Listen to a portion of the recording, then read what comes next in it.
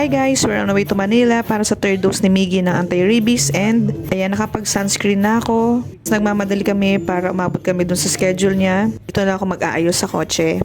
This is my all-time fave fresh tint from Maybelline Fit Me. This is number 3 and ganyan lang yung ginagawa ko sa face. Ang maganda dito sa fresh tint, it is a skincare and makeup at the same time. It has SPF 50, soft matte finish, and din siyang vitamin C. So habang ginagamit mo siya ng matagal, it will make your skin brighter. Aside from that, may help din niya mag-lighten yung mga dark spots nyo sa face. Kanya ko lang siya ginagawa, I'm using makeup brush or minsan ginagamit ako siya ng sponge. Dali lang siyang gamitin and very lightweight. Hindi kasi ako fan ng mga foundation, so fresh tints lang ang ginagamit ko talaga. So kung naghahanap kayo ng tint, I highly recommend this one, Maybelline Fit Me Fresh Tint. Very blendable, very lightweight, and meron na siyang SPF 50 at the same time. In-spread ko lang siya all over my face and including sa my neck area. So meron na siyang effect na glowing skin and para lang din siyang part ng skin ninyo. Since malapit na ang 99, ayan, forget to add to cart nyo na yung Maybelline Fit Me Fresh Tint. Usually, malaki ang discount nila during sale and kukuha ko siya minsan ng buy one take one. So ayan, meron ng fresh tint yung buong face ko.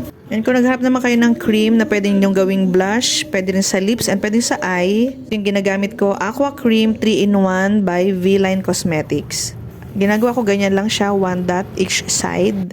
A little goes a long way. As you can see, very pigmented and ayaw nyo ng blush on na, alam nyo yun, yung parang galit na galit, pulang-pula. Yan, highly recommended this one, si Celine ng Aqua Cream by V-Line Cosmetics. Very light lang siya, so para ka lang nagba-blush. So, pwede nyo rin itong gamitin as eyeshadow and pwede nyo rin as the same time sa lips. So, 3-in-1 na siya. Madali rin siyang gamitin, very blendable and as you can see, ganyan lang siya, hindi siya pulang-pula. As you can see, yan, ito-try ko rin siyang gawing eyeshadow. Hindi lang, at least para may color naman yung mata ko. So, kung naghahanap kayo ng 3-in-1 product na pwede nyo magamit as eyeshadow, blush on, and lippy, ayan, marirecommend ko yan si Aqua Cream by V-Line Cosmetics. Very affordable. So yun lang guys. Like ko na lang yung link dyan or sa Yellow Basket or kung sa shop ko man.